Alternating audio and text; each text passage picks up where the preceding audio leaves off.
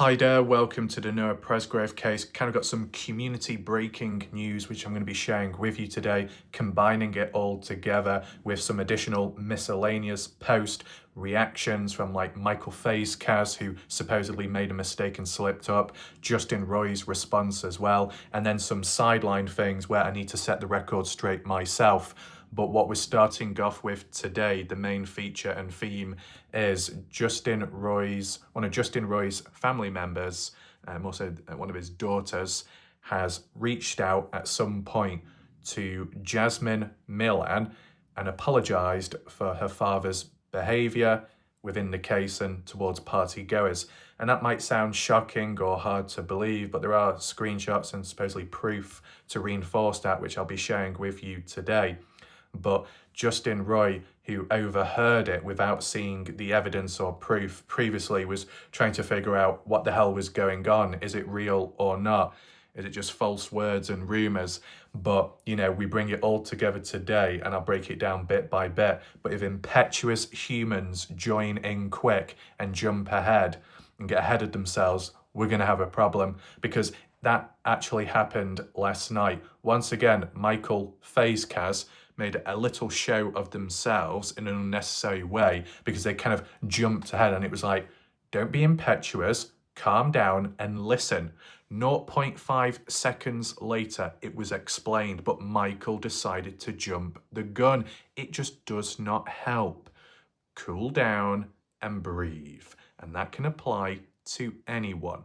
Got a handful of screenshots. I've got them in the correct order, and I'll point out which is which. And there's a little bit of a caption or a description on behalf, just so you know where we're at.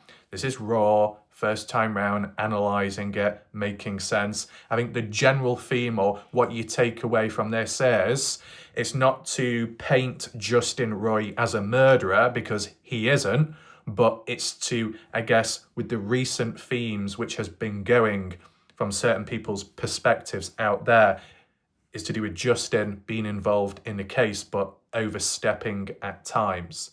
We've seen it from the perspective of what some of the police people have had to say, even Caden Pressey as well.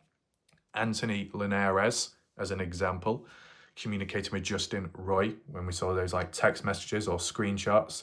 And then more so with Anthony Linares on call with Caden Pressey being put together for the very first time, and thinking, what is Justin doing, getting involved and calling too many times and over the top, needs to cool down. We've seen it from the perspective, I believe, of Robin Smith or another family member that had spoken out on Facebook leading up to the 1 year anniversary, saying to Justin, you need to cool down, or he had to cool down. He was ordered to, he was told to take a step back slightly. The police did as well, and he ignored it all. Look, we've looked at it in a fragmented way over a long period of time. It's just to put it into perspective that it's not all about painting Justin Roy in a super negative, dark way, but it's just about putting it into perspective that yes, you can be passionate about a case, and yes, you can care, but there might only be so much that you can do, but you may feel the need or able to go beyond that, which is not your role or job to do so. And however people may interpret it could be suffocating or a bit of an interruption at times and not helpful. The police have acknowledged that to some extent. Some of Noah Presgrove's family members, to a small extent, have acknowledged it as well. And now Jasmine Millan's point of view is being shared on what one of Justin Roy's family members thinks of the situation. But don't worry, for anyone that is complaining or getting all tense, I am going to share it from Justin Roy's point of view, where he kind of defends the situation to provide some clarity and context in regard to what his daughter had said to Jasmine Millan, that she doesn't know the full story herself. And I'll be sharing that with you later, but you need to stick around for the full understanding. And if people want to jump about or fast forward onwards, lost cause, you're probably not going to understand. There's a process to this, and as well later on the reactions from the other people that were maybe a little bit impetuous, and then where I do my own separate response, because we had a few problems last night. Oh yes, we did. We had a couple of problems. but I'm making that very clear later, so be sure to look, listen and learn. Welcome to anyone else that's currently here present, specifically watching this live premiere. Feel free to engage with the live chat located on the right hand side of the screen, and if you want to drop a comment down below during or after watching the video, leave it below under the video section, and I can respond back at a later point. I'll need to catch up with the previous comments as well. If you want to catch up on recent videos of mine you may have missed out on, you'll be able to locate that. Top right where the eye symbol is, you'll get the full playlist link and the loose videos as well from last night and nights before. And if you do want to support this channel in a practical, alternative, more efficient, anonymous way, down below, pinned message in the comment section, there'll be one by me with links to channel membership and the actual main PayPal link in regard to me. Big shout out to those that have done so in recent time, and you know who you are, appreciate that. And anyone along the way with the super chats or super stickers on YouTube, very positive to see. In regard to the theme of today's video, probably wouldn't say it's that positive, but it still needs to be covered regardless, archived and whatnot. Could it be used in the future? Who knows? Could it be used to monitor human behavior, behavioral patterns and changes? Possibly. But, I'll just give my raw thoughts. We start off with some of the earlier comments where Justin and or other people were inquiring about the proof of these conversations taking place. Then moving on to the actual evidence. Let me show you. Starting off with Noah Presgrove case discussion group, where this originated from. Admin Michael Facecas, 2 days ago when the screenshot was taken whenever. Donna Bond, and this is part of a comment thread which we may or may not have already looked at before. Donna Bond to Justin, everyone's fixing to see them, in regard to the conversation where Justin's daughter has apologised on behalf of Justin's behaviour in the case. Justin Roy responds, post them then. Tim Daniel, no Justin.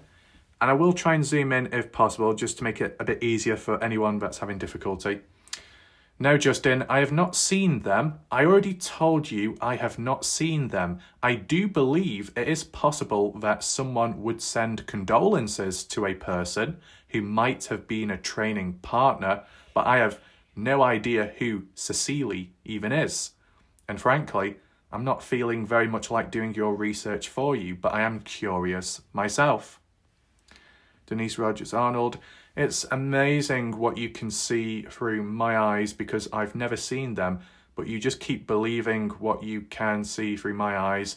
But there you go again, stating as a fact that I have seen something, or whatever rumour you want to run with this week. Just stop, please, just stop. Justin's response is, all these people that liked this post need to find out the truth. Have they seen these messages? And all it was below, and we've seen it before, where a couple of people reacted with emoticons to an original post of Cecily claiming that Justin's daughter has apologised, reached out to one of the Millan family members because Justin acting in a bad way in the case. Supposedly, that's how it came about in the first place. It caught Justin's attention, of course, because it would shock you, whoa, I wasn't aware of this. I didn't know what was going on behind my back or what other people were thinking in the background. What the hell's all this about? And does anyone have proof? Whether you get paranoid or you just, just frustrated or annoyed, it's normal, natural human emotions. Then when you look at the original post and people are reacting to it with a sad face or an angry face, are they sad or angry for Cecily posting about it, against her, or for her and against Justin Roy? It does make you wonder, because at the end of the day, when it comes to Facebook, there's been times in the past where people have liked a comment which has been criticising me, and I was like, oh, what's going on here? And the people that liked the comment or posted it, they weren't doing it in acknowledgement of the hatred towards me. It was more so to do with some other features within the discussion about the case or other people. So you can see there's crossed wires at times, misunderstandings. You don't want to go too far off the deep end, because you know what happened at one point. I said to a couple of people, and I think it included Vanessa Salazar, it included Dusty Butler and a couple of other people, I don't know if Joyce Burgow was mentioned or not, I can't remember. But the way I worded it was, at the time, it appears that people have liked this post, and it could be deemed as if they acknowledge like a bad word or some bad stuff said about me. If anyone wants to, feel free to explain below. You're not forced to, no pressure, just if you want to for that context. And obviously there was context, and it was all okay in the end. And they were doing it for other reasons. Natural, no harm done. But then, more so in recent time, Jan Fiorillo did a long paragraph telling me off, or inquiring like I'm a naughty boy for liking a comment, just simply because I did it, because what was being mentioned specifically about the part where they said something positive about my channel. And then the rest of it was about other stuff in a negative way. But to go to that length and depth of, oh, we need a full-on paragraph and interrogation, it's too over the top. OTT, just got to slow it down and inquire, not demand. And that's the difference. That's the split within this case community from one side to another. One side might demand, the other side inquires. One side may use reasoning ability, the other side no longer, with some. Zoom out there, move on to the next slide. Noah Presgrove case discussion group, Justin Roy, January 23rd. Julie Ann, what can anyone expect from social media? It can be great, but also terrible in many ways. Michael Facecaz, to Cecily, please provide the screenshots to this conversation because Justin's kids say you are lying. Now, that's interesting. Justin's own kids are supposedly saying it's a lie. Which of those kids have said it's a lie? The same person that did that reach out to Jasmine in the first place? I wonder. And we'll get to that in a second, but I'm just showing you the build up to it. There's anticipation, there is a hunger to see whether it exists or not.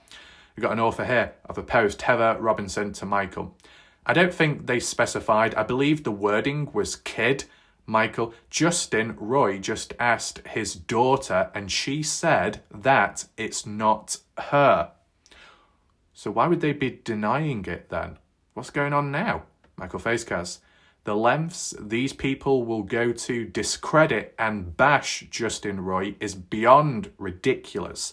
So at this moment in time, well, at the time of this conversation, Michael Facecaz was defending Justin Roy and on his side, and also believed, from what others have said in the background, more importantly, Justin's daughter, and then that being passed on, that it was not her, that this screenshot of this conversation is all fake and a complete lie. Is that so? Moving on, this is just a bit of a caption. So Hayley is Justin Roy's daughter, and that's supposedly the one mentioned here about the daughter saying it's not her. The message, as you see down below, and we'll get into that, we'll zoom in, is between her and Jasmine Millan. Hayley and Jasmine Millan. Jasmine, one of the party goers, a familiar name by now, because you think of that Snapchat post at the time of the party, 341. So Hayley and Jasmine are cousins. Okay. Is that got something... You know, I'm not an expert with family trees, but has that got something to do with like the reference, as in when Justin Roy did his interview with Partners in True Crime, and he said that some of his family that are married into the Millan family were down at the party house. Hence why some are cousins. Crossover. Correct me if I'm wrong. This is one of the texts that was sent apologising for Justin's behaviour by his kids to the party goers. So we're looking at one of the conversations, and of course if there needs to be a follow-up or an update for more context, we can do it in a part 2 video. But let's just work with what we've got for now.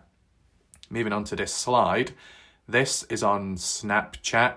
The reason why the background is not black, because it's not in the dark mode, that's all. Hayley at the top. From how it's worded, January 13th, which I'm guessing is 2024, January 13th, 2024. And in terms of who is who, Hayley being the daughter to Justin Roy, and where it says me, this will be the point of view of the individual that took the screenshot, which would be Jasmine Millan. And as for it being like a heads up, can it be passed on? Has it been confirmed in the background? Thumbs up, approved of, hence why the video is being done. But also with equal importance, Justin Roy and his overall outlook. Yes, awareness needs to be spread with his side of the story. That's why we're bringing it all together today. But we just read what's on screen, and I'll zoom in because it is important. January 13th, Hayley says, "Hey, I just wanted to apologise for my dad and anything he has done. My dad, Justin Roy." What has Justin Roy done which has caused all these issues? And I'm sure people may have bullet points and examples. I kind of did a very, very rough summary at the start of this video if you wanted to rewind back. And I tried putting it into perspective, right? Passion, energy, maybe overstepping the line at times, not following certain orders at times and whatnot. A bit of a crossover. So it's important to acknowledge the language and wording. I wanted to apologise for anything he has done. Anything which could be deemed bad, negative, anything that's caused problems or a bit of an awkward feeling or a bit of a divide or split between the likes of Hayley and her cousin, friends of friends and whatnot in between. But to say anything means that Hayley doesn't actually know what Justin has done wrong or what bad he has caused. So Hayley is kind of in the dark about it.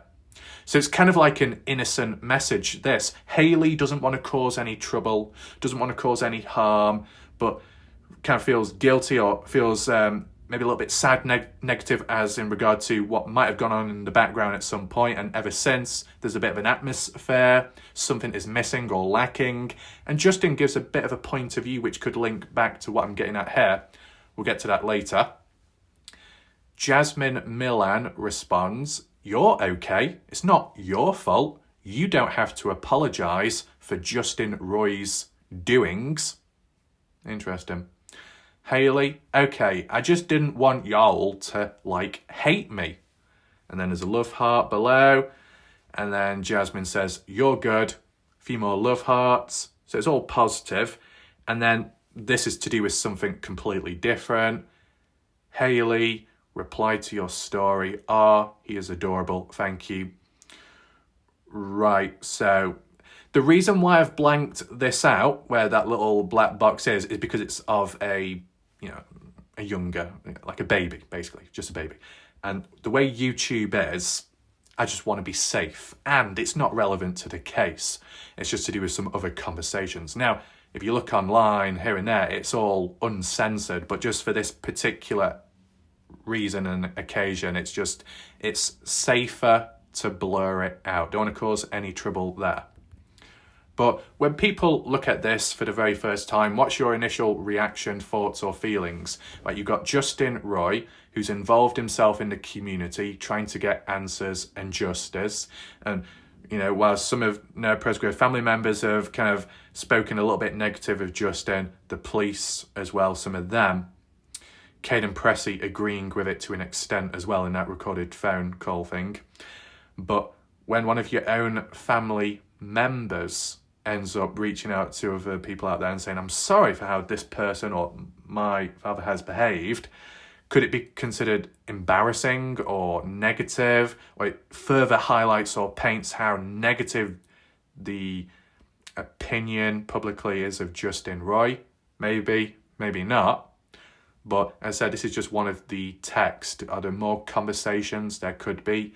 And in regard to what that's about, who knows? But if in time it can be shown and for the right reasons to put it into perspective, then maybe. But I just wanted you to see it for yourself. With that being said, if we move on to the next slide, we look at the post reactions of it all, because supposedly it was posted in some places. As for a little caption, The drama that may have been missed in between, Michael Fazkaz made a couple of idiotic posts saying how all people that post fake screenshots, etc., will be banned from, I guess, the case discussion page. Then another sort of like that. Turns out that they found out Justin Roy's daughter Hayley really did message Jasmine Millan after Michael Fazkaz deleted the whole post showing the message that Justin and Michael begged people to show. Then he had to eat crow and delete his two idiotic posts. Okay, well, let's see what some of the responses are. Michael Fazkaz to Braylon Smith, you were correct. Justin Roy's daughter, Hayley, did send the message. I apologise. There's more to the story that I won't get into here, but she did admit they were from her.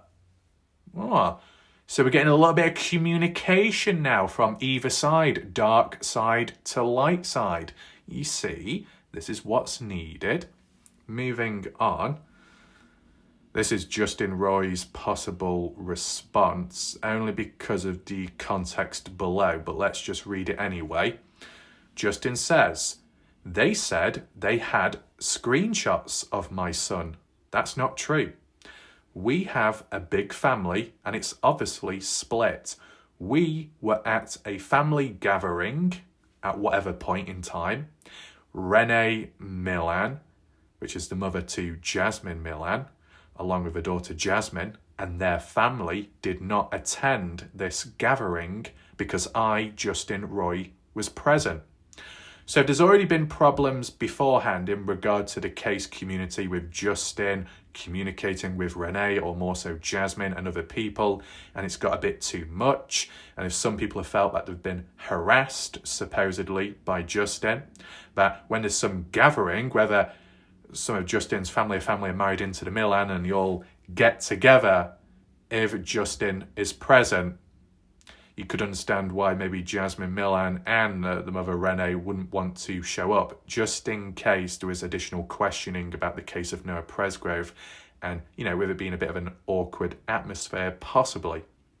But with that being said, Justin says, my daughter Hayley has a big heart and wanted us to be together like we used to. She didn't understand, she don't understand everything with Noah Presgrove's case, the ins and outs. And I don't tell her everything. She just wanted us all to be together. So basically, the overall important message is, whether you're from the dark side or the light side, Justin Roy's daughter, Hayley, has done nothing wrong and is completely innocent and unaware, likely, of all the other darkness within this case and community. That with this supposed family gathering amongst Justin Roy's family, Renee Jasmine Millan's, the Millan family, should all be getting together, but key people don't show up. Then Hayley is like, why aren't they showing up? What's gone wrong? Has something happened? Could it be to do with the case? Is it to do with my father Justin, who may have said or done something which has pushed people away, which then led to Hayley just reaching out to Jasmine, because they're close cousins, and they're like, hey, I hope things are okay. I apologise if my dad has done anything. Not that I know what he's done, if anything that bad, but I hope it wasn't because of that which has caused any problems. And then Jasmine is like, nope, you're okay. You've done nothing wrong. You shouldn't have to apologise for what Justin has done himself. So it's interesting. You can kind of see where likely this Snapchat came about was because of this family get together and gathering. But what's most important is with what Justin says here about the daughter themselves. My daughter has a big heart and wanted us to be all together. So it was done out of innocence and purity, which is a big positive. But when Justin says, Hayley doesn't understand everything about the case and I haven't told her everything, what does that exactly mean? Because for Hayley to say, I'm sorry for whatever my father has done, is that why she's in the dark about it? She's apologising, but she doesn't really know what she's apologising about. But it's got something to do with the father. And with Justin saying, I've not told her everything, that's why she's in the dark. Or it could be about other details with the case, who's responsible or who could be, who knows more, people that he's reached out to in the background and what they've said, but he can't pass it on to other people because he doesn't want to harm them or endanger other people previously, or pass the weight or burden on to Hayley, keep it away, calm and everything. So you don't drag anyone else into it, including family members. I get that. But I know some people maybe from the dark side that could interpret this, and anyone else in between, regardless of sides, people in general, some could interpret it that she just wanted us all to be together, but I don't tell her everything about the case of Noah, what's going on. That sounds a little selective, only telling certain parts of the story or what's supposedly going on, what's up in the case or community. But as for the other snippets and other details and context not being, passed on, only a certain narrative maybe. And you see how people could start piecing it together and maybe thinking, oh, is it just from your narrative, from your side, and anything else won't be shared on to Hayley? Just tell us certain stuff. Is it always the right stuff? Who knows? But that's open to interpretation. Justin says, but you see how they flip and manipulate it like I'm the bad guy here. How vile can you be? Our family has stated that Jasmine Millan has had mental health issues and my daughter felt bad, reached out to her. Seems they want to release screenshots but don't like the truth behind them.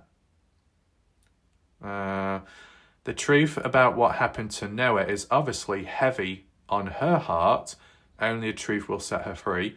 I have no ill words towards anyone. I just want to know exactly what happened to Noah. That's it.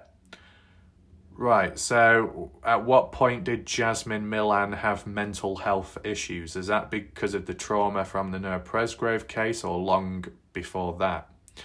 And for Hayley to reach out because she felt bad reaching out to Jasmine Millan, what's that got to do with Justin's supposed behaviour, which Hayley is apologising for in regard to Jasmine's mental health? Are you saying that Jasmine's mental health was caused or exaggerated, enhanced by the heavy presence of Justin Roy being too forceful for answers, and it caused stress on Jasmine Millan?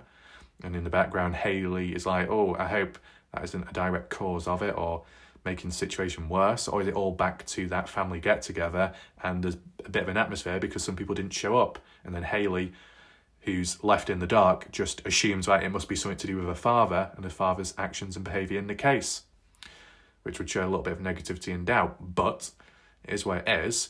I'm just reading what's on screen, trying to interpret it, so then you can see it for yourself and you can get the order. Moving on. This is in the reference to Michael Fay's Kaz, Noah Presgrove case discussion. Anyone posting photoshopped or faked screenshots of kids, of members from this page or others that can be verified will be banned from the page, telling certain people off. And maybe that's in regard to Cecily Patton, who was mentioning previously about one of Justin's family members reaching out and apologising on behalf of the father's behaviour. And this was before Michael Fay's Kaz realised what else was going on. Moving on here. Michael, what's this? 3 minutes ago, case discussion. Why is Sofa Sleuth armchair detectives more concerned with Noah's family, Noah's members and supporters than the actual investigation into Noah's death? Their latest post is about intentional infliction of emotional pain to Justin Roy, and it's telling of the person who posted it and the person who attempted to share the post on the case discussion group. The screenshots shared were verified as fake by the supposed actual sender. If they're all about rumours and those starting rumours, I haven't seen a post about who is DB. I don't know, alleged inside information about the kids' phones showing BW, whoever that is, SH, Stevie Howard maybe, CN, Caleb Newton or Colton Newton, and RM, Renee Millan, receiving calls about Noah before the 911 calls were made. I even seen it passed off as shooting the sheet. Well, why is that? Wonder what other remarks DB has made. Just shooting the sheet. I don't know what's really going on here. Robbie Taylor's comment. So, you removed it because Justin's feelings were hurt. Isn't that what you told me when I asked for Beth's post to be removed because she was lying and attacking me in it? I guess Beth is in reference to Beth Carr.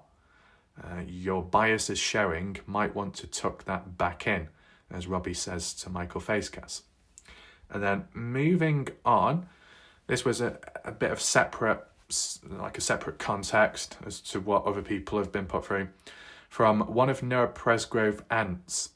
So not Robin Smith, but another aunt of Noah Presgrove in response to Jasmine Millan. Just kind of shows what these kids have to deal with. And if we look at it here, Misty Thompson is supposedly an aunt to Noah Presgrove. 11:09 a.m, but the actual date has not been provided. And Misty says, you ought to be ashamed of yourself putting Noah Presgrove's picture on your Facebook profile.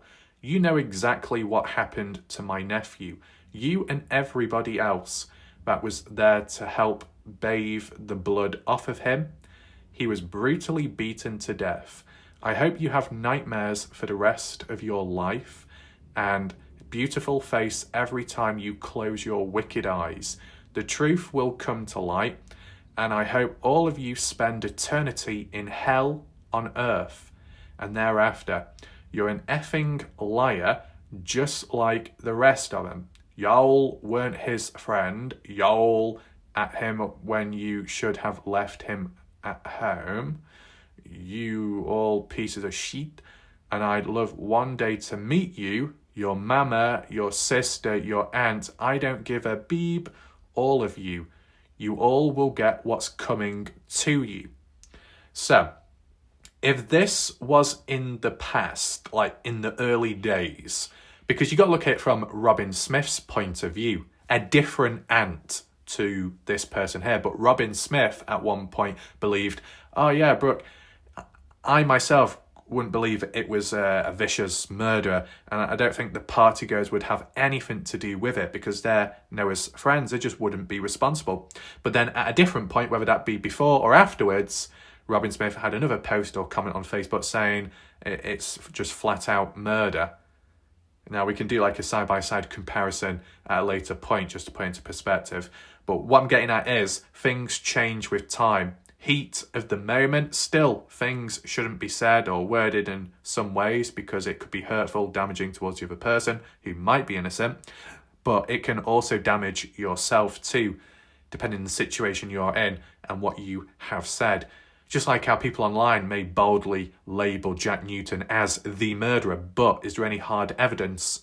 No, not at this moment. So it's like a very bold claim statement, which is damaging towards Jack, damaging towards yourself if it does backfire. Using a theory, idea, simple wording, but still careful, that's just better. What I'm getting at is, if this was early on, was Misty Thompson, heat of the moment, her saddened, didn't have enough answers, closure or context, wondered what was going on with the partygoers, that she lashed out and took it out on Jasmine Millan. Is this at the time possibly of the Jasmine Millan Snapchat post being analysed and deemed as possibly suspicious, that she knows what's up? Misty caught an eye of that and thought, oh, you know what, I'm going to give you a piece of my mind. Is that a possibility? Who knows? But if Jasmine Millan has mental health issues, whether it's caused, created or enhanced by the Noah Presgrove case, and then you've got this on top of it, it's not going to do people much good. And, the language, it's negative, it's pretty bad, but with it being from the victim's family point of view, they probably are hurting, in pain.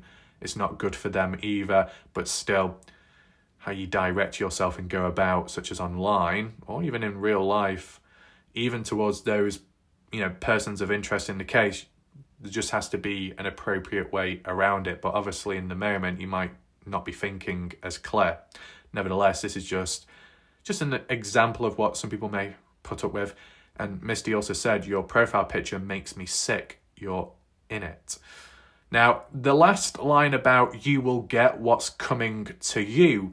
Well, if people jump and interpret it as a threat when it comes to people from the dark side, from what Brooke Bounds-Carter has said, oh, it's a threat. The warning, Caden Pressey, don't show your face out there because bad things could happen. How it could be interpreted as, oh, could be leading to death or injury. Oh, not good.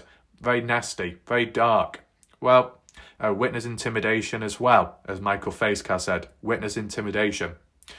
If Jasmine Millan was a witness or just like a person of interest in some way, couldn't this be regarded as witness intimidation then? Or is this just perfectly fine and okay because it's from the light side perspective, the victim's parent side perspective, the parent's victim side perspective? Sorry. You can understand that if this is who they really are and everything, and it's all in line, that they're hurting in pain and they're giving a piece of the mind to Jasmine Millan, who may or may not know stuff at the party at the time. I get it, but you just got to be careful how you go about things to protect yourself and so you don't push possible people of interest away. It makes it harder to track in the future. So there's many different ways to look at it, but if you're going to be really critical or pick up on those little supposed threats, threatening language and lines by the dark side, well, this could be considered a threat as well. You get what's coming to you. Not exactly positive. Moving on. What we've got here is something a little bit different. And this is where context will need to be provided.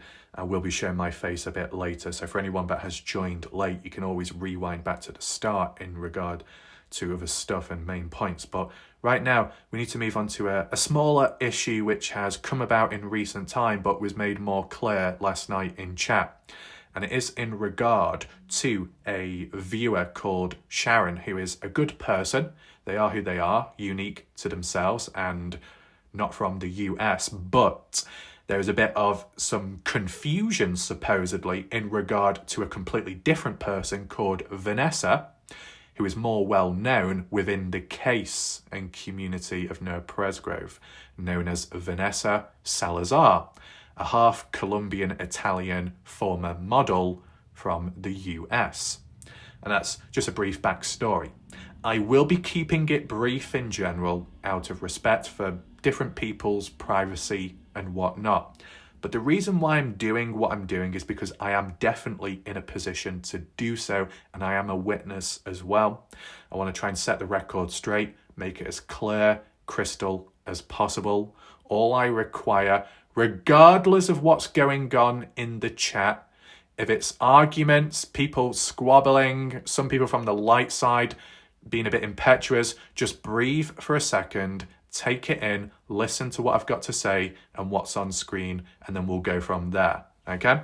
This is from the case discussion group. Been a big theme today. It's been a little bit dysfunctional, you could say. And I'll zoom in to make it as clear as possible. This was on a different post, I believe, by Casey Burton 4 days ago. Michelle Ray Brummett. Now, if I'm correct in saying I have come across Michelle Ray Brummett in the past, and I think Michelle is watching my videos regularly. So I appreciate that, but if Michelle here is the same Michelle that I know of on my channel, if it's the same person, I did have a bit of a run-in with them in the past. Not that I caused any problems. It's what Michelle interpreted from me. At least this account on screen, before we even talk about this main issue, I do remember this particular person, I believe, Michelle Ray Brummett, that somehow interpreted it that I, WarLike Wrath, called them the B word, female dog, right? I didn't. And there was no evidence or proof of it whatsoever. No one was able to back it up. No one at all, not even Michelle. Michelle interpreted it through poor communication, misunderstanding. There was a language barrier, right? Not once did I call anyone directly the B word, but Michelle interpreted it that way. Wasn't too mithered by it, but still, to falsely accuse me of saying something which I didn't say, and then it can have longer term impact on my credibility and presence, I had to defend myself at the time. And in terms of another person who, I don't know if it was related to Michael Faye's Kaz or not, but they seem to go along with it and as well and think, oh my God, did he really say that? And it's like Chinese whispers and misinterpretation and straight up false lies to begin with. We need to cool things down, because what's more important here is not directly about me, but more about, for example, Sharon getting caught up in the crossline of other people's behaviour and wacky stuff going on. But this particular theme today, more so to shine light on what is dysfunctional within the Noah Presgrove community. I've already highlighted previous dysfunction and other problems which happen in the past, present, and possibly future. But ever since I've done that, people have dismissed it and said, oh, it's not important, it's not relevant, it's got nothing to do with the case, it's got everything to do with the case. It's what can slow down progression in the case. It's what can cause confusion in the case. So, if there's any resistant people, look, listen, and learn. First of all, a part of this comment thread, Michelle responds to Siobhan, saying, I hadn't noticed that, but I have seen a couple of Vanessa Salazar's alter egos lurking around. To say alter egos would imply, custom fake Facebook or YouTube accounts, alternative accounts under a different name, profile picture, but it belongs to Vanessa Salazar. That's what Michelle Ray is getting at here, that she has witnessed it herself, that Vanessa has alternative accounts and is lurking around. That Vanessa, would slip up and use them in the chat. But what chat exactly? The chat on Facebook, the chat on Facebook Messenger, or the live chat on WarLike Wrath's channel? What's Michelle getting at here? So that would help if there was a bit more context. But nevertheless, it kind of gave it away herself, the way she behaved. That Vanessa blocked Michelle Ray Brummett. But I still have the entire chat history. The entire chat history of Vanessa Salazar. What? One chat or multiple chats over time? Through Facebook Messenger, Facebook alone, or on YouTube? It would be nice if Michelle Ray Brummett gave a bit more context here. Now you could be wondering, where does Sharon come into all of this? This is all about Vanessa Salazar. Well, if we just move down a bit, Siobhan, care to share who they are, as in the alter egos, so we are all aware of her vileness?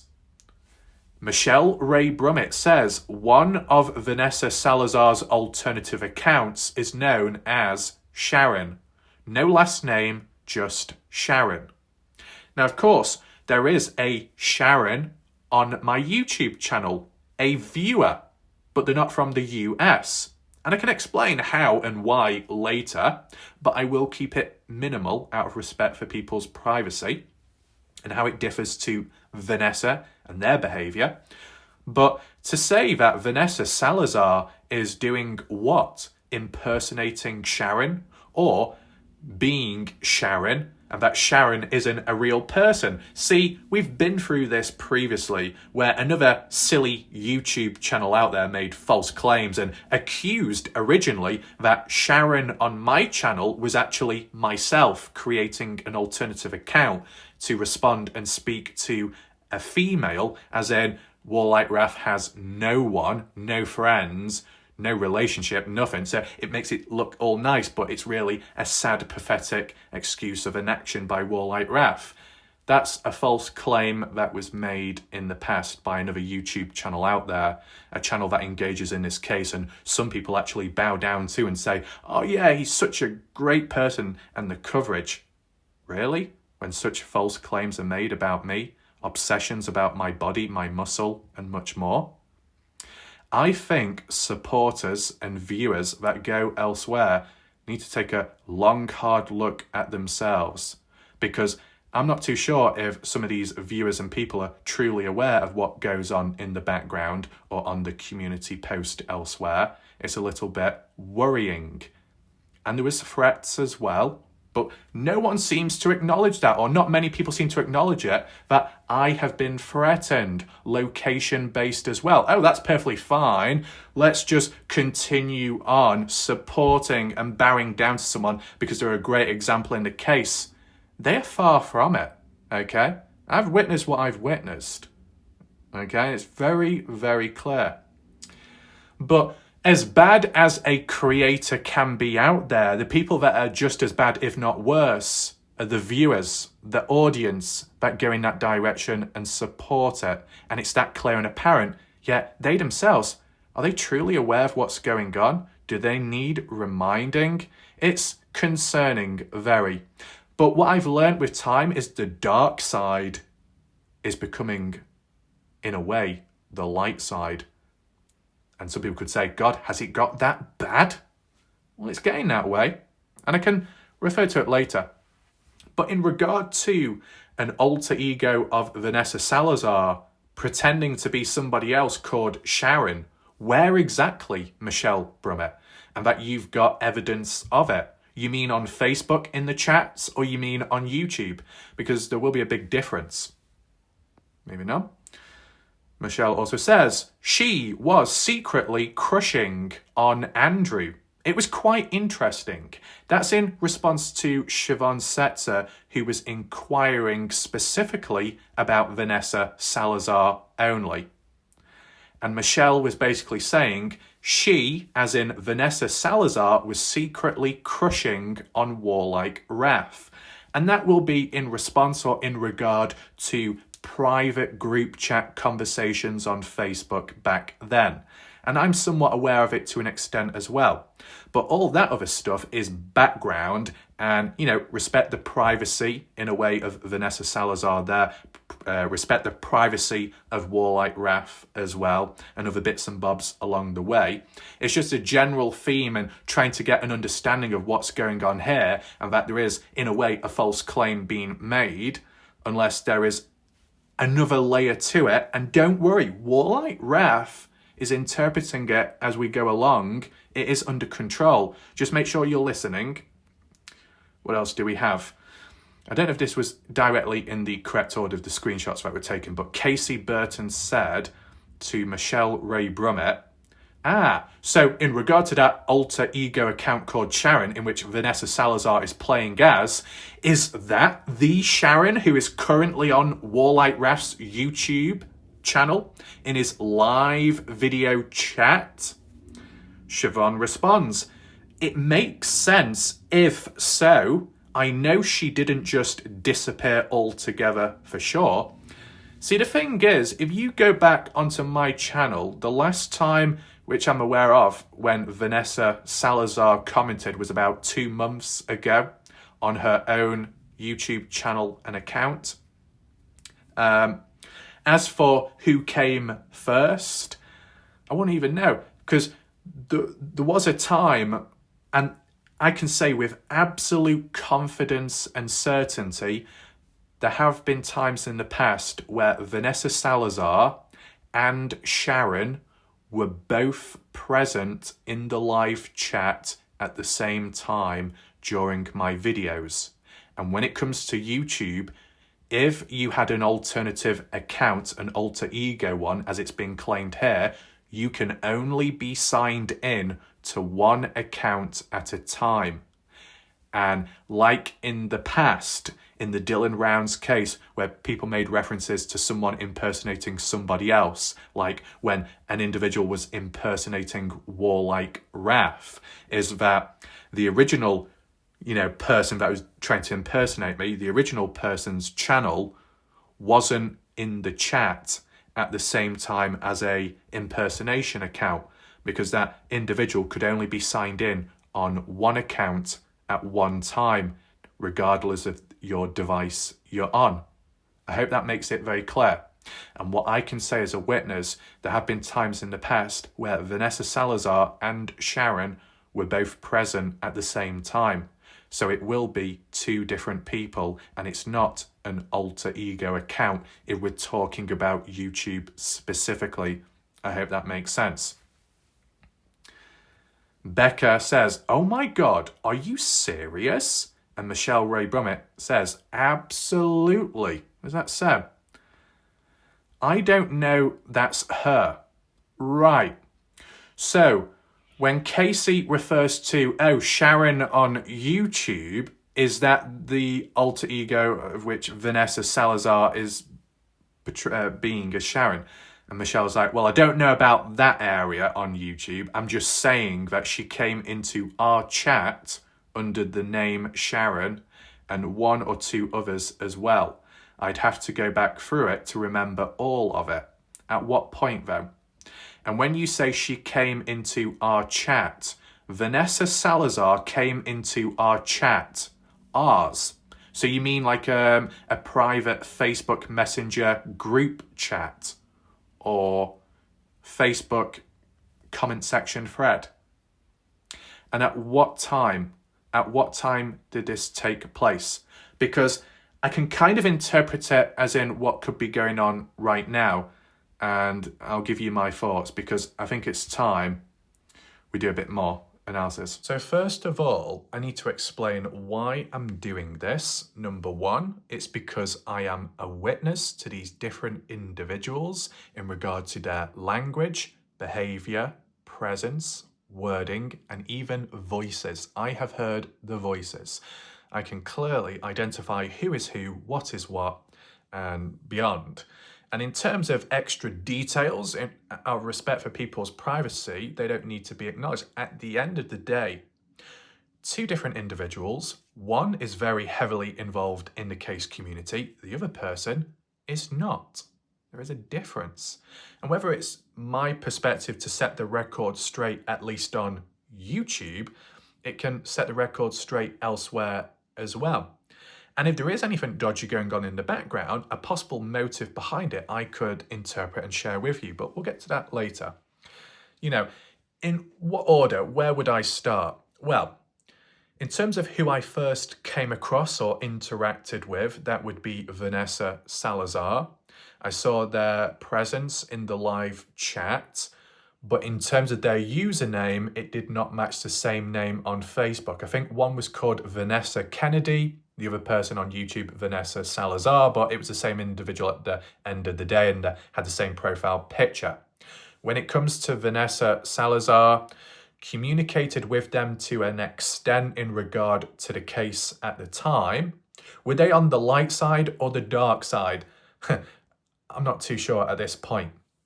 Could have been interpreted as a part of the light side because Vanessa Salazar was very supportive and positive of Justin Roy, defended him and a few other people, and was somewhat supportive towards me as well for a certain period of time. So you could say that it came across as if Vanessa was on the light side.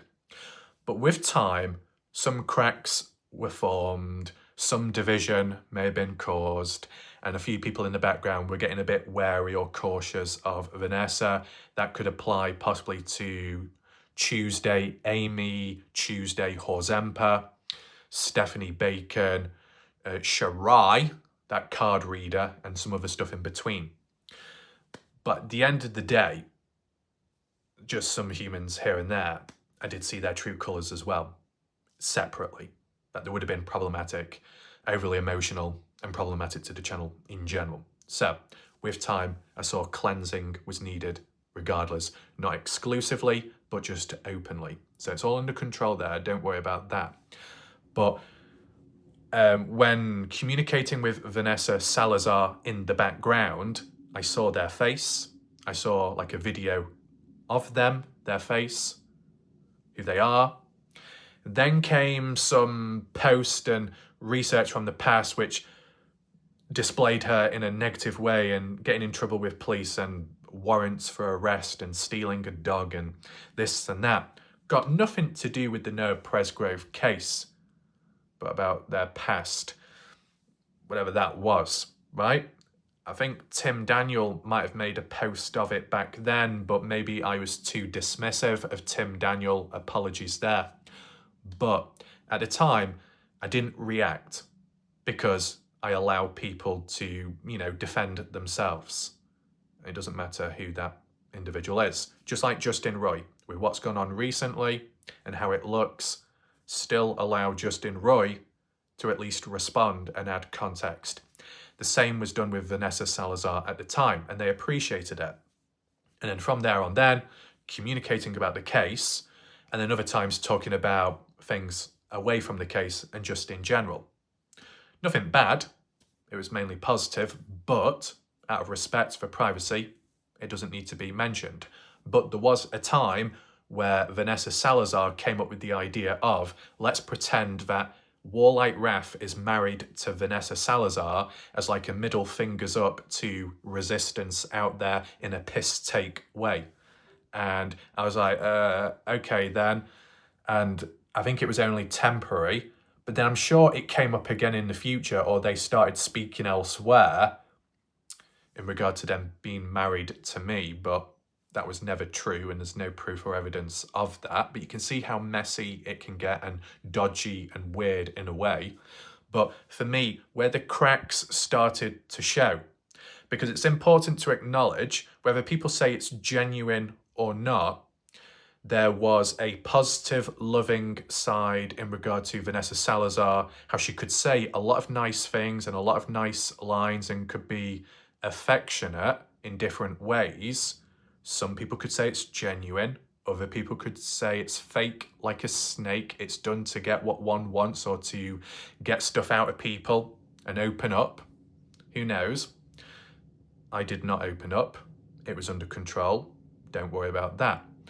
But the cracks started to show. No disrespect, but Vanessa Salazar, who supposedly was attacked or questioned a lot, but then other times may have got in drama or conflict with other people. And there was times where Vanessa wanted me to defend them and make video after video after video about them and their situation and bad stuff going on and false claims being made, that whilst I did it a little bit here and there out of respect and in somewhat of a positive way, I didn't want to go on further because it takes it away from the actual case. And it's like you dragging an innocent person into your own mess. That what good does it do for me and my health and my channel health? It's not fair on me. It's like you could be friends or more than friends with somebody in real life. You're a type of person that's quiet, keeps to yourself. The other person could be a loudmouth or fiery. You could be walking down a street. That fiery attitude burns in them. They get in trouble with a group, a gang, and then you're expected to defend them. And yet you didn't cause a problem in the first place, but because of the general conception of what you should be doing and who you should be defending, depending on the position you are in with an individual and whatnot, and in the moment too, you might just defend them because you need to, you want to, you feel you have to. It then puts you in harm's way and endangers your life. So whilst you've got it under control, they haven't, but they still expect you to sort their mess out. And it's not fair upon me. So in regard to the case at hand directly, I was like, no, I can't be doing this. I can't be doing that.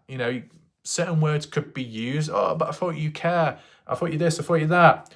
And then so other people in the background could turn on me and say, why are you being so mean and nasty to Vanessa? And it's like, what's going on? I'm simply trying to keep to myself and get on with the case. So you can see how there was times where I could have been pulled down into the depths of hell. I could have been slowed down in my progression with the case. I did what I could to defend and provide perspective, and then in between defend myself regardless. But, you got to put your foot down at some point because it will consume you. But nevertheless, in terms of Vanessa's voice, I heard her voice. okay? A US accent because they're from the US, they live in the US. Simple as. And I've seen their face, so I know who they are, what they sound like, etc. As for any other details as well, they don't need to be mentioned because it's not relevant to the case and it's not relevant to today's discussions. And once again, out of respect for people's privacy and whatnot. So then when transitioning onto Sharon, who participates on YouTube and only YouTube, that I have kind of reached out to them as well to an extent. But when it comes to Sharon, they do not live in the US. They don't live there. Sharon lives in a different country. So there's no link there to Vanessa in that sense. Oh, some people could say, well, it might be using some kind of VPN to change the location or act as if they're from a different location. No. How do I know? Well, first of all, when it comes to Sharon, their face, on a consistent basis, I've seen their face. That's confirmed. Completely different to Vanessa. More importantly, the voice. I have heard Sharon's voice, okay? In terms of the accent, it's got nothing to do with the US. Nothing at all. It's a very unique accent which Sharon has, and it can't be replicated or impersonated whatsoever. I mean that in a positive way, okay? But, at the end of the day, I've heard Vanessa's voice, I've heard Sharon's voice. Two completely different people. Real humans. Two different people living in two different countries, right? It's that clear and that's simple. When it comes to Sharon, though, she is not a big user online social media. She doesn't like that stuff. She doesn't use it that much. Only YouTube to watch some videos, pass a bit of time, learn, research into true crime and cases because that's what she's interested in, and maybe chat with people here and there, but not everybody is as positive or as nice as or welcoming as she is. So, when bad things happen, it's not fair on Sharon, but, at the end of the day, it is online, it's shark-infested waters. Wherever you go, you got to, just got to be a little bit alert and wary as to what can come about. So, to make this very clear, Sharon does not engage on Facebook or other social media accounts out there, okay? In terms of posting, in terms of commenting, messaging, or chatting. The only place where Sharon, the real Sharon, comments and participates is the YouTube live chat. And some people could say, well, maybe Sharon is present, but then there's an alter ego Sharon as well present too. The real Sharon would know because she's there almost all the time when she's present and commenting. And not once has Sharon ever said to me, oh, there's another person there with my name that's acting differently to me, but pretending to be me. That's never happened, right? Sharon does not engage on Facebook or have an account on Facebook, okay? So what I will say is, if what Michelle Ray Brummett says is true, and there is proof of a Sharon account with the same name, and more importantly, with the same or similar profile picture on Facebook, then that will be a fake and impersonation. And if that's Vanessa Salazar behind it, that's obviously most unfortunate. But why of all people would Vanessa impersonate Sharon? Because maybe in terms of behavior and presence, the level of warmth and affection and the usage of emojis and being very supportive and kind, whether that be towards WarLike Wrath or the other people in the chat. No offense, but it's easier to try and replicate and pull the wool over other people's eyes. Because to an extent, in the past, the way Vanessa was in the live chat, she was positive, said lots of nice things, emojis, hearts, warm, welcoming. Maybe not to everyone, maybe not all the time, but for a period, that's how Vanessa was. So when you get some other individual called Sharon that shows up, that is warm, welcoming, positive, kind, you can see how people might get confused, mixed up. But as I said, as background and being a witness myself, there was a time in the past where Sharon and Vanessa Salazar were in the same live chat a few occasions, and possibly even during one of my live streams. And if people were saying that Vanessa was Sharon, you can't be signed in with two accounts at the same time. It's not possible. So that kind of rules that out. And it just so happened that there was a Vanessa present and another individual called Sharon present at the same time, meaning two different people. But if on Facebook there is a Sharon account with the same profile picture or similar what you see on YouTube, then it will be fake, it will be an impersonation, and that person, whoever's behind it, as some suggest, Vanessa Salazar supposedly, well, that needs to be reported and action needs to be taken there. And if anyone's got evidence, proof or anything in the background, report, do what needs to be done. Because at the end of the day, when it comes to the real Sharon who's on YouTube in the live chat, present almost every day, never causes any harm, never causes any trouble, researches like and listens in regard to the case, but not like a heavy participator. No offense to Sharon. Vanessa Salazar was a heavy participator and contributor within the case, and some people said not always for the right reasons. Vanessa involved in the case and community, Sharon not. Two different people. The language and wording and behavior is different as well, because it's just obvious. That's all I can say. I've extensively seen impersonation accounts, fake accounts over time, and people do slip up. And if I'm talking about like YouTube from what I witnessed, people do slip up. People can't replicate the uniqueness of somebody else. And when it comes to Sharon, Sharon is a very unique individual, and it's just not possible to like replicate or impersonate her in many ways. But I'm just keeping it simple and basic for now. If there's anything else I need to bring up or point out, I will do in a second. But of course, it's important to say, why can't Sharon speak for herself? What the hell is WarLike Wrath doing? Stop talking, shut your mouth, Wrath, and let somebody else, more so Sharon, speak. Well, first of all, what needs to be acknowledged is Sharon shouldn't have to be put or forced into a situation to explain themselves. When they don't cause any problems in the first place, they keep the head down mostly, they listen in, and then other times when they are present, they're just being positive. They shouldn't be forced to be interrogated. They shouldn't be forced into doing anything they don't want to do. Okay? Sharon will do what they do based off what they feel comfortable doing, and that is it. Take in mind the platform as well and the awareness that goes with it. WarLike Wrath, who's in between in a balanced way that sees it from multiple perspectives and furthermore has witnessed directly these different individuals with time, the voices, the language, the wording, the communication, the flow, and more. So I know exactly what I'm talking about.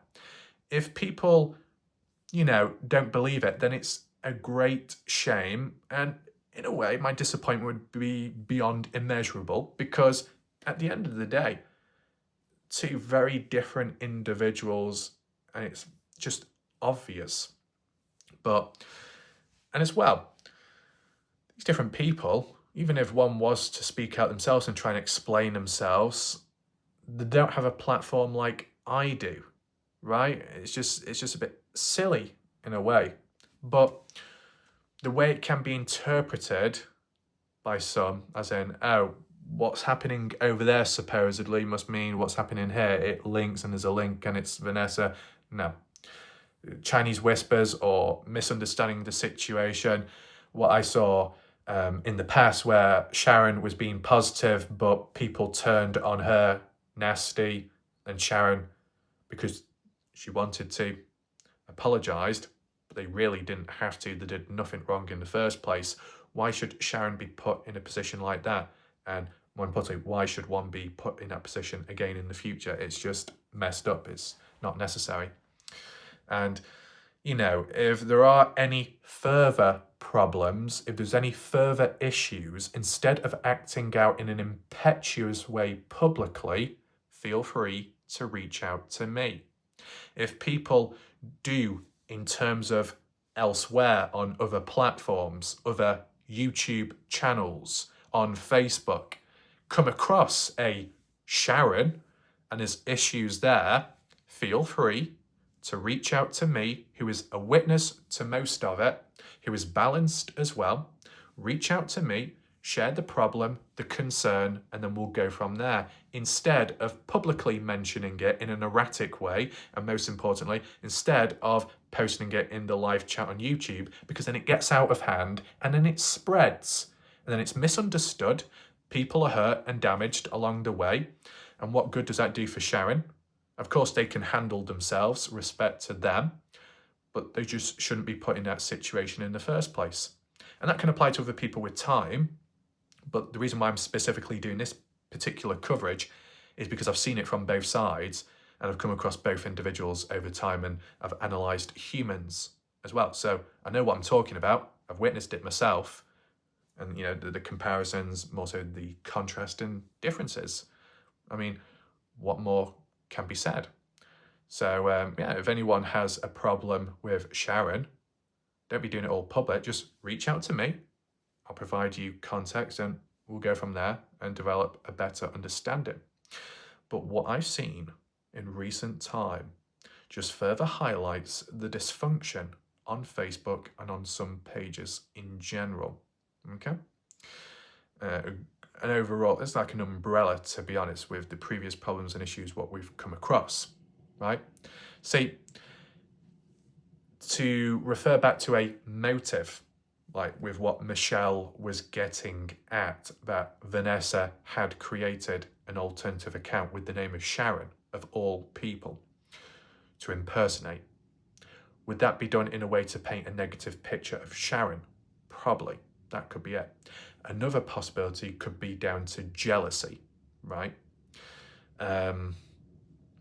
Jealousy as in, you know, Vanessa Salazar sees another person being very positive and nice towards a certain someone, such as myself, and Vanessa's like, no, you can't have him, you're not having him, so I'm going to pretend to be you and paint you in a negative way and then push you away, and then Wrath is all mine. That's a possible alternative motive based on what some people could interpret, okay, if it is going on elsewhere. But when it comes to YouTube specifically, Sharon is Sharon, a unique individual with a unique voice, presence, and it cannot be replicated because they are unique and special. In terms of Vanessa Salazar and their behaviour and their wording and language with time and how they do respond back to people and how they can change up, it's noticeable, right? And in terms of just the theme of a person getting in trouble or starting trouble with someone or someone starting trouble with them, that reoccurring theme of it, that's what makes them stand out themselves in terms of Vanessa. So it's not to like be negative or criticize people like full on, but it's just to use a bit of common sense as well, because I think people have gone a bit over the top in a way. See, you know, it just goes to show different perspectives. A lot going on in recent time. We've shown it from Justin Roy's perspective today and what he's got to say in response, and then this particular situation right now. And once again, if humans are not satisfied or a bit whingy or whiny or don't like what I say, reach out to me with the problem and then we'll go from there. Because certain individuals in the chat and live chat who cause no harm don't deserve to be put through certain dark stuff. Whereas me, do I deserve to be put through dark stuff? Do I deserve bad things on me? Probably not, but I can't give a direct answer there because that would make me biased, okay? So I can't comment too much about that, but I will take the resistance, okay? So instead of directing any negativity or resistance towards someone like Sharon, directs it towards me, and then we'll go from there. Because then, as I, being a witness, I can provide context. What I do find interesting, though, in recent time, is that with this like little situation going on, people from the dark side who may not fully know certain individuals in my chat and people that watch, people from the dark side actually provided better reasoning ability and a level of patience. They weren't easily swayed or made to believe, oh, it is Vanessa, oh, it is this, oh, it is that. They use some common sense. What I'm getting at is, whilst I was present with the light side in the past and it was okay, when I compared the light side now with the dark side, at this moment in time at least, there is more reasoning ability from the dark side than the light side. What does that say?